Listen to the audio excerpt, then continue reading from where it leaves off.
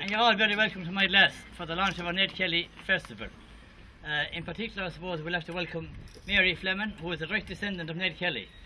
And only for Red Kelly, we wouldn't all be here today. So,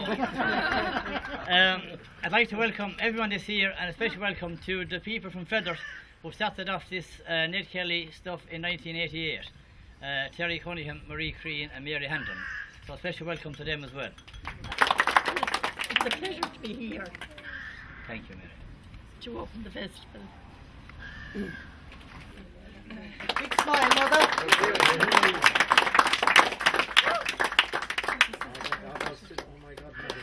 Well done, Mary. Oh. How we get home? Get home. Do it. Come on.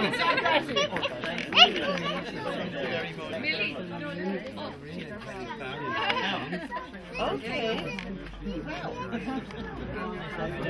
That's all I can do.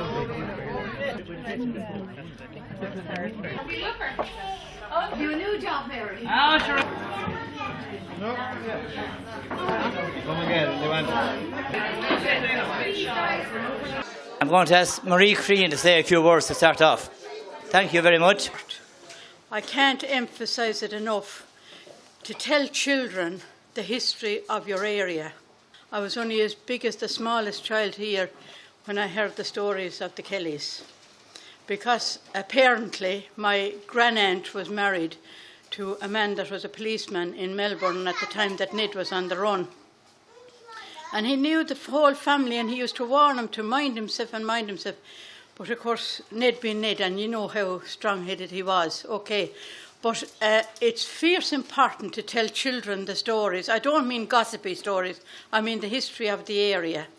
Because in 1988, when we first started the Historical Society in Feathert, and it was our very first meeting, and there was 15 or 16 of us went into it, and we really didn't know what to expect. And Terry came, and Mary and Peter, and there was about that many. We just tossed and turned different subjects of the town and all the rest of it. And Terry said, well, he said the County Council in Clonmel are very interested in if we could do something to celebrate the bicentenary of Australia. Well, Ned Kelly's father was born a few miles out the road. And he turned to me and he looked at me and he said, is it true? And I had it, do you see, when you're a small child, you're not really sure whether your mother is telling you a fib or not. And then this stuck in the brain, however, I don't know. And then I said, it is true. Because they were giving me the facts of that, this woman's husband, that was my great-grandaunt over in St. Johnstown, the Meehan's, that when they were writing back, they'd write for Christmas, and they'd always tell you what the Kellys were up to next. He'd go in and Mrs. So-and-so is in trouble in the bank, you know, and the deeds are being possessed, and the house and the bit of land or whatever she had out there was being possessed, you know, because his father moved from the jurisdiction here, which was under the English rule, to the jurisdiction out there, which was again under English rule. That's what made it sickening for him. He did his time and he was a very good prisoner and he came out of it and all the rest of it. But that was Red. Now, there's a John Red Kelly. There was two John Kellys on the boat, and they called him John Red because apparently he had red hair.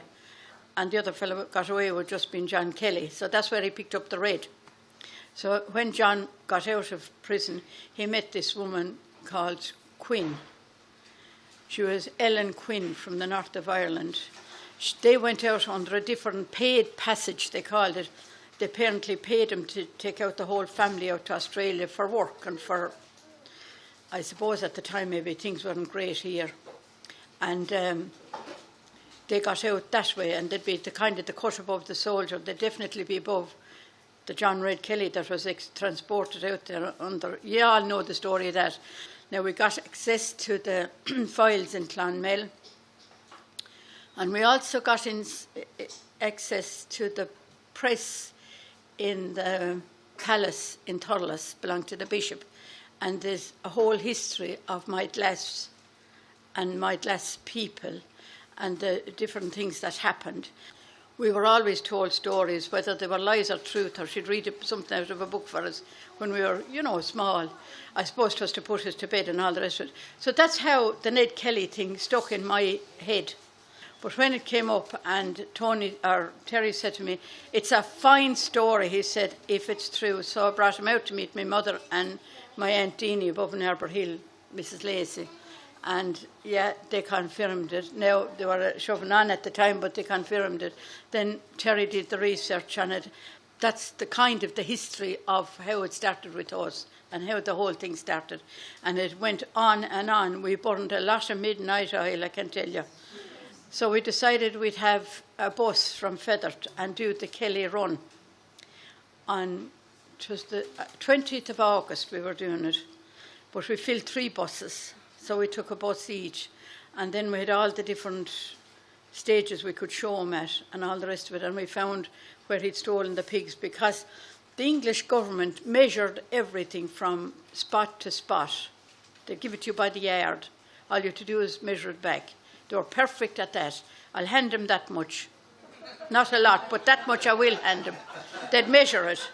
Whereas the Irish fella'd say, he was from Timbuktu, and you can place yours, But anyway, we did our research on it, and we filled the hall then in Feathert that night. And we had 14 Australians, and they all had to get on the buses, of course, and hear the story, and they enjoyed it. And that's basically how it started. That's out of absolutely storytelling, the whole thing started. So, don't let it die. Just, he's a hero now. He is, of course, he was entitled to be, because he was fighting for the underdog, if you like. I know he did desperate things and all the rest of it, but he was fighting for the underdog all the time. And that was his life, That's it now, girls and boys. I hope I did all right.